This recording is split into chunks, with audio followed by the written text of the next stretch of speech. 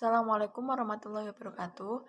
Perkenalkan, kami dari kelompok 5 yang beranggotakan Minu Khairunisa, Mera Aulal Virginia, dan saya Lulu Maulida ingin mempresentasikan mengenai gangguan-gangguan berbahasa pada anak usia dini. Selamat menyaksikan. Yang pertama ada apraksia. Apraksia merupakan gangguan pada syaraf otak yang membuat anak kesulitan dalam mengkoordinasikan otot yang digunakan saat berbicara. Kesulitan dalam menggerakkan rahang, mulut, dan bibir untuk berbicara. Biasanya faktor ini disebabkan oleh faktor genetik ataupun metabolisme. Gejala apraksia yang pertama kurang mengucap pada saat bayi.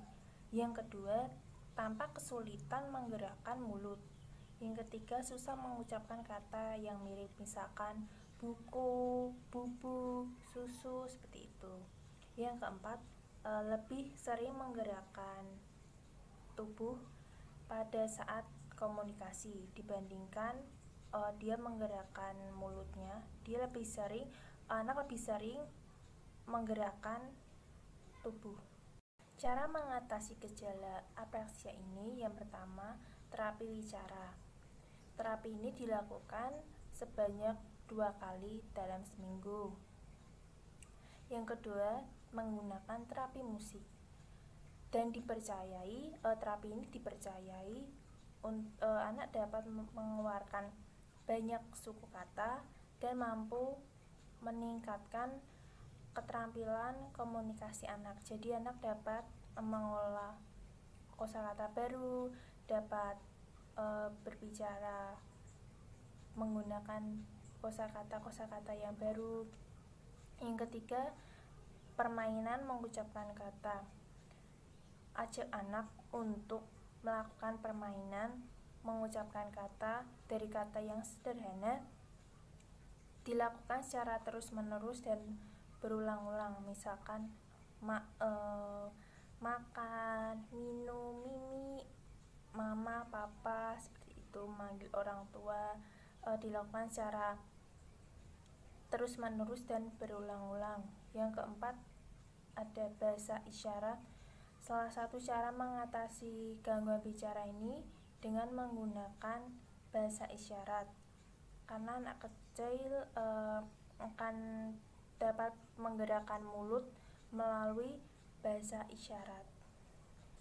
Gangguan yang kedua ada disaudia. Disaudia adalah salah satu jenis gangguan bicara yang disebabkan oleh gangguan pendengaran. Bagi anak tunarungu, konsep bicara yang digunakan mengandalkan interaksi dengan lingkungannya.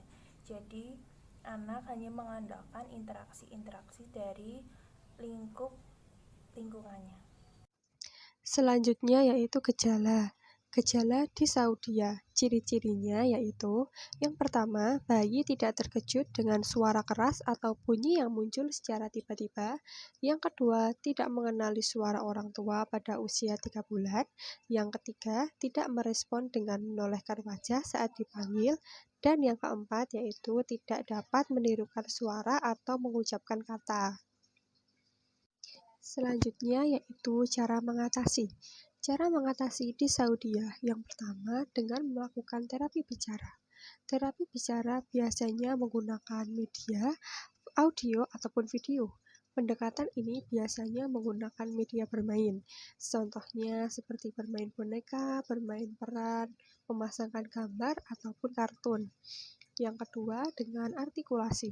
Pada orang dewasa, berfokus untuk membantu pasien agar dapat memproduksi bunyi dengan tepat, menempatkan posisi lidah, rahang dengan tepat, dan mengontrol nafas agar gangguan bahasa dapat memproduksi bunyi dengan tepat. Selanjutnya yaitu dislogia, yaitu merupakan bentuk kelainan bicara yang disebabkan karena kemampuan kapasitas berpikir atau taraf kecerdasan di bawah normal. Pola kemampuan yang berpikir sederhana dan umumnya terbatas pada objek yang bersifat konkret dan rutin. Yang selanjutnya gejala.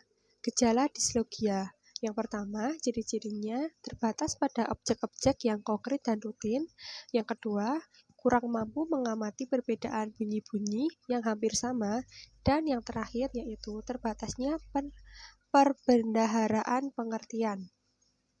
Cara mengatasi dislogia yang dapat menggunakan terapi oral motorik. Terapi ini menggunakan latihan yang tidak melibatkan proses bicara, tetapi menggunakan kegiatan yang berhubungan dengan mulut, seperti minum menggunakan sedotan, meniup balon, meniup trompet. Dan latihan ini bertujuan untuk melatih otot pada saat berbicara. Yang keempat yaitu dysarthria, suatu jenis kelainan bicara yang terjadi akibat kelumpuhan, kelemahan kekuatan, atau gangguan koordinasi alat ucap atau organ bicara sehubungan dengan adanya kerusakan pada syaraf pusat. Gejala dysarthria, suara serak atau sengu, irama bicara yang tidak biasa, bicara cadel, nada bicara yang monoton, dan tidak mampu bicara dengan volume yang keras. Cara mengatasi dysarthria yaitu dapat menggunakan terapi intonasi melodi.